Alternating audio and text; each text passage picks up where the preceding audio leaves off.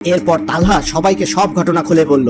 সব শুনে রহিম বলল, হায় হায় হায়, কি বলছো এসব? এর মানে এসবের পিছনে একটা ডাইনি আছে, তার সাথে আমরা পারবো কি করে? এ নিয়ে আপনি চিন্তা করবেন না চাচা, এর জন্য আমার মাথায় একটা দারুণ বুদ্ধি আছে। কি বুদ্ধি ভাইয়া? আজকে যে ওকে দাওয়াত খাওয়াবো রে। তালহা সবার সাথে তার বুদ্ধি শেয়ার করলো এবং সেই মতো সবাই কাজ শুরু করে দিল। তারা মরিচের জমির সামনে বড় একটা টেবিল রাখলো। সেই টেবিলের উপরে রাখলো 2 ট্রে নাগা মরিচ, যার ঝাল সহ্য করা যায় না, আর সাথে রাখলো 1 ট্রে গমের শুকনো ছাতু। তুই যে কি করতি আমি কিছুই বুঝতে পারতি না। তোকে বুঝতে হবে না, রাতে মজা দেখবি। কি গো তালহা ভাইয়া, তুমি কি ওই ডাইনিকে আজ দাওয়াত খাওয়াবে নাকি? ওদিকে দেখছি বড় হাঁড়িতে গরম পানি করা হচ্ছে। হা হা হা হা, তা তুমি মন্দ বলনি। এরপর গ্রামবাসীরা সবাই লুকিয়ে পড়লো এবং অপেক্ষা করতে থাকলো সন্ধে হওয়া।